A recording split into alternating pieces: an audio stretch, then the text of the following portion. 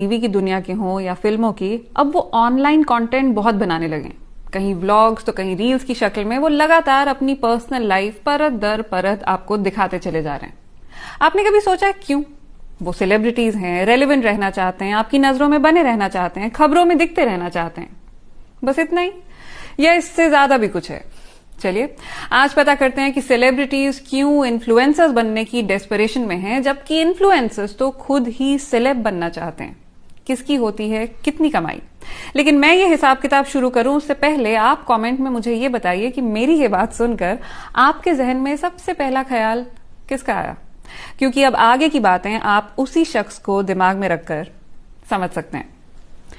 देखिए, दुनिया की आबादी है 8 अरब। इनमें से 5.5 अरब लोगों के पास इंटरनेट है और सोशल मीडिया का एक्सेस भी। और इन 5.5 अरब में से कम 10 करोड़ लोग सोशल मीडिया इन्फ्लुएंसर्स हैं। आप कुल कितने इन्फ्लुएंसर्स या कंटेंट क्रिएटर्स को फॉलो करते हैं? 10, 20, 50, शायद 100 भी, लेकिन 10 करोड़ लोगों का कंटेंट तो कभी नहीं देख पाएंगे। और ये जो आंकड़ा है ये लगातार बढ़ रहा है। गोल्डमैन सैक्स ने 2 साल पहले 5 करोड़ इन्फ्लुएंसर्स की बात कही थी। 2 साल में संख्या दोगुनी हो चुकी है और जाहिर है आगे और भी बढ़ती रहेगी, क्योंकि जॉब कट्स और इकोनॉमिक इंस्टेबिलिटी के जमाने में ये एक आसान ऑप्शन लगता है। अमेरिका में हर 1000 इंस्टाग्राम यूजर्स पर 14 क्रिएटर्स या इन्फ्लुएंसर्स हैं, जबकि भारत में सिर्फ 1.5। यानी इंडियन मार्केट में अभी बहुत पोटेंशियल है। इसका सीधा मतलब ये हुआ कि आने वाले सालों में हम सैकड़ों हजारों नए इन्फ्लुएंसर्स देखेंगे। सोशल मीडिया कंपनीज ने मॉडल ही ऐसा गजब का निकाला है, एक हाथ दे एक हाथ ले। आप एल्गोरिदम को कंटेंट फीड कीजिए, एल्गोरिदम आपको पैसा फीड करेगी। इंस्टा पर रील के 1 मिलियन पार कर जाने पर आप 1 लाख रुपए तक कमा सकते हैं। वहीं यूट्यूब पर लंबा वीडियो मतलब ज्यादा एड्स तो कमाई 2-3 लाख की भी हो सकती है। लेकिन कमाई के जरिए और भी हैं। फोर्ब्स के आंकड़े दिखाते हैं कि दुनिया का सबसे पॉपुलर यूट्यूबर मिस्टर बीस्ट साल के 8.5 करोड़ डॉलर कमाता है।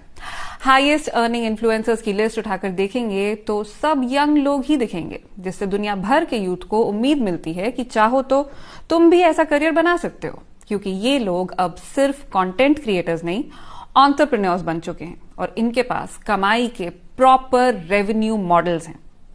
तो चलिए अब पता लगाते हैं कि इन्फ्लुएंसर्स की कमाई होती कहां से है।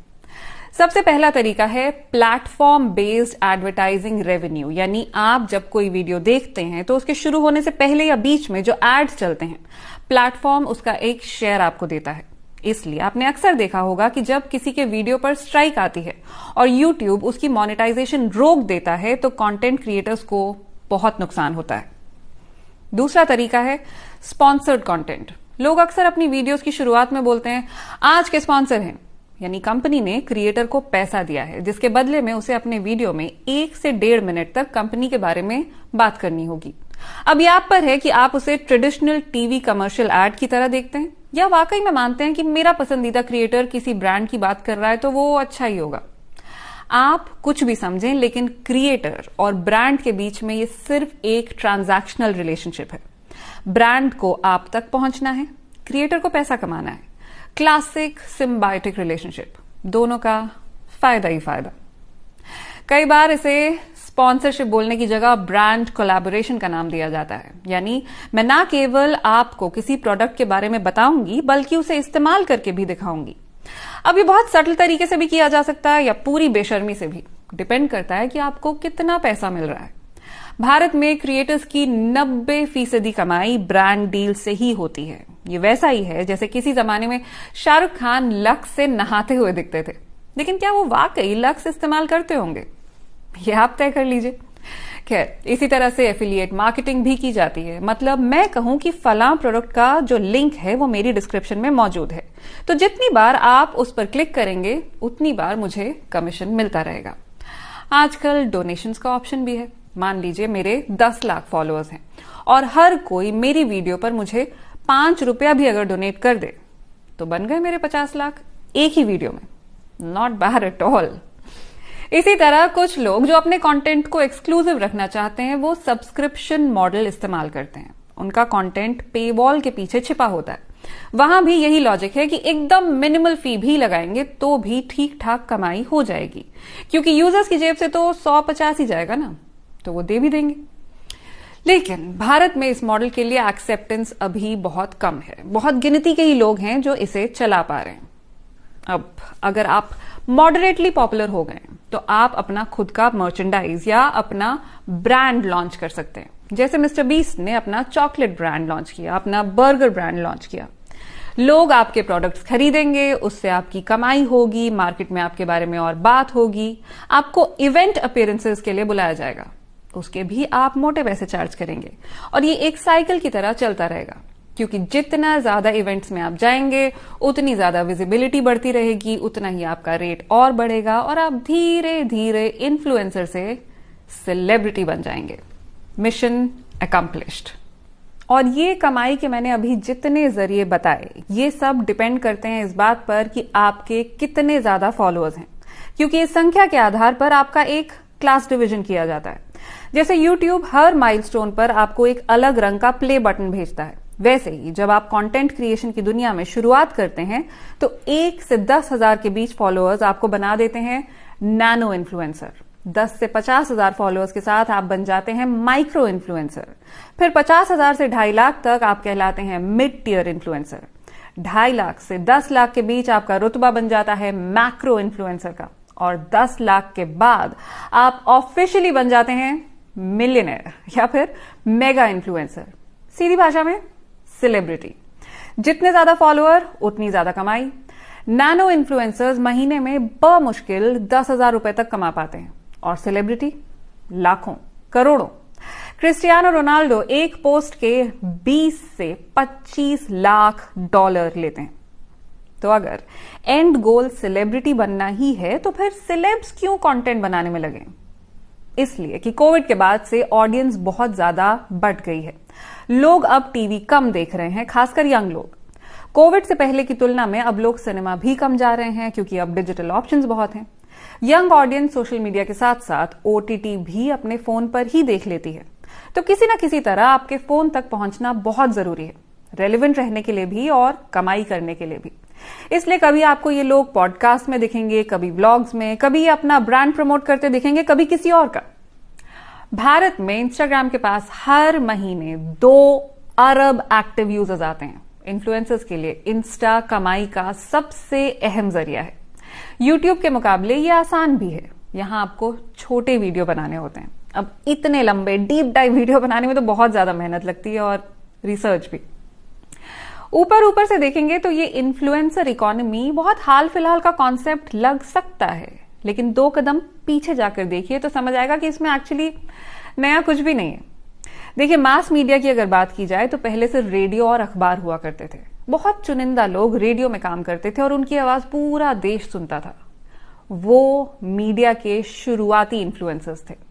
सुनने वाले उन्हीं के स्टाइल में बोलने की कोशिश करते थे, उन्हें चिट्ठियां लिखा करते थे। वो जो सब कहते थे उससे इन्फ्लुएंस होते थे।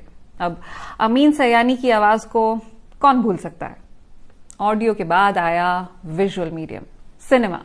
अब सिर्फ बोलने का नहीं, चलने का भी स्टाइल कॉपी होने लगा। लोगों को अपने हीरो जैसे कपड़े सिलवाने थे, एंग्री यंग मैन वाला लुक क्रिएट करना होता था। ये विजुअल मीडियम फिर बड़े पर्दे से निकलकर घरों तक आया टीवी की शक्ल में। अब इन्फ्लुएंसर्स बन गए टीवी एंकर्स। सलमा सुल्तान के बालों में लगे गुलाब से लेकर शम्मी नारंग की जेब में रखे पेन तक हर स्टाइल कॉपी होने लगा। और फिर आया इंटरनेट।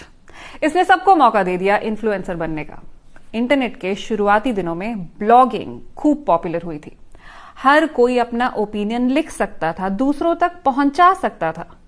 जहां कुछ खास लोग ही अखबारों में एडिटोरियल लिख पाते थे, वहीं ब्लॉगिंग की दुनिया ने सबको आवाज दे दी। इंटरनेट लेगेसी मीडिया को डेमोक्रेटाइज करता गया। एडिटोरियल्स की जगह ब्लॉग्स, रेडियो की जगह पॉडकास्ट, और टीवी और सिनेमा की जगह व्लॉग्स और रील्स। फर्क बस इतना कि अब चुनिंदा इन्फ्लुएंसर्स की जगह लाखों करोड़ों लोग इन्फ्लुएंसर बन सकते हैं। जिस किसी के हाथ में फोन है वो खुद से कोशिश कर सकता है। पिछले 10 साल में ये ग्राफ इतनी तेजी से ऊपर गया है। इन्फ्लुएंसर इकोनॉमी, जो कि 2015 में महज $1 अरब की थी, आज $33 अरब की हो गई है। लेकिन यहां एक सवाल, अगर किसी दिन सोशल मीडिया ही बंद हो जाए तो इस इन्फ्लुएंसर इकोनॉमी का क्या होगा? आपको नेपाल का ख्याल आया होगा, लेकिन और भी देश हैं। अफगानिस्तान ने सोशल मीडिया पर रोक लगाई है, उत्तर कोरिया में रोक है, ऑस्ट्रेलिया ने 16 साल तक के बच्चों के लिए सोशल मीडिया बंद कर दिया है, और भी कई देश ऐसा करना चाहते हैं। चाइना में तो फेसबुक, ट्विटर वगैरह वैसे ही नहीं है, वहां चाइनीज ऐप्स इस्तेमाल होते हैं, लेकिन नियम कायदों के साथ। वहां स्क्रीन टाइम लॉ फॉलो होता है। इसके तहत बच्चों को इंटरनेट अलाउड है, लेकिन सिर्फ एजुकेशनल पर्पसेस के लिए। 8 साल से कम के बच्चे 40 मिनट से ज्यादा फोन पर नहीं रह सकते। 8 से 11 साल तक के बच्चों को 1 घंटा अलाउड है, 12 से 15 की उम्र में 1.5 घंटा और 16 से 17 में 2 घंटे, क्योंकि स्कूल के प्रोजेक्ट पूरे करने के लिए टाइम चाहिए। और रात 10 बजे से सुबह 6 बजे तक बच्चों को स्क्रीन देखने की इजाजत नहीं है। बच्चे सिर्फ माता पिता का ही फोन इस्तेमाल कर सकते हैं और उन फोन्स की बाकायदा मॉनिटरिंग होती है ताकि सुनिश्चित किया जा सके कि बच्चे फोन पर नहीं हैं।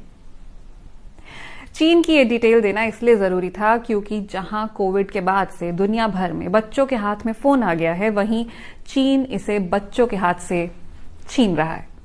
कोविड के दौर में मजबूरी थी, पढ़ाई घर से ही हो रही थी, स्क्रीन के बिना यह मुमकिन ही नहीं था। और तब जो बच्चों को स्क्रीन मिली वो नॉर्म बन गया कि बच्चे तो स्क्रीन पर रहेंगे ही। और इसी का फायदा सोशल मीडिया कंपनीज उठाती रही हैं। इन्फ्लुएंसर्स सबसे ज्यादा टीनेजर्स को टारगेट करते हैं। ये दो धारी तलवार है। पहला, टीनेजर्स इन्फ्लुएंसर्स के बताए प्रोडक्ट्स को खरीदना चाहेंगे, और दूसरा, वो खुद आगे चलकर इन इन्फ्लुएंसर्स जैसा बनना चाहेंगे। सोशल मीडिया प्लेटफॉर्म्स को हर तरह से इन यंग लोगों की जरूरत है, लेकिन चाइना इज 1 स्टेप अहेड। वो बच्चों को इस जाल में फंसने ही नहीं देना चाहता। अब जहां बाकी देश सोशल मीडिया पर सख्ती दिखाने की कोशिश कर रहे हैं, वहीं भारत इससे बिल्कुल उल्टी दिशा में जाता हुआ दिखता है, क्योंकि इन्फ्लुएंसर्स यहां सिर्फ प्रोडक्ट्स ही नहीं बेच रहे हैं, पॉलिटिक्स भी डिफाइन कर रहे हैं। भारत में इन्फ्लुएंसर्स को मोटिवेट करने के लिए नेशनल क्रिएटर अवार्ड दिए जाते हैं, जिन्हें बाकायदा सरकार आयोजित करती है। और देश के सबसे पॉपुलर इन्फ्लुएंसर खुद प्रधानमंत्री नरेंद्र मोदी हैं। मोदी के पास most followed world leader on social media का खिताब है। देश के युवाओं तक पहुंचने के लिए मोदी सरकार हर मुमकिन सोशल मीडिया प्लेटफॉर्म का इस्तेमाल करती रही है। इनफैक्ट अब तो आंकड़े दिखा रहे हैं कि देश में नेता पत्रकारों को नहीं, इन्फ्लुएंसर्स को इंटरव्यू देना पसंद करते हैं, क्योंकि पत्रकार क्रिटिकल सवाल करेंगे, इन्फ्लुएंसर को क्रिटिकल होने की जरूरत नहीं है।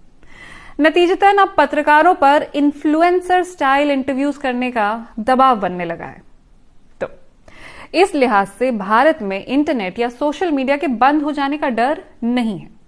भारत की क्रिएटर इकोनॉमी अभी बहुत नई है। करीब 25 लाख डिजिटल कंटेंट क्रिएटर्स के साथ भारत अमेरिका और ब्राजील के बाद दुनिया में तीसरे नंबर पर है।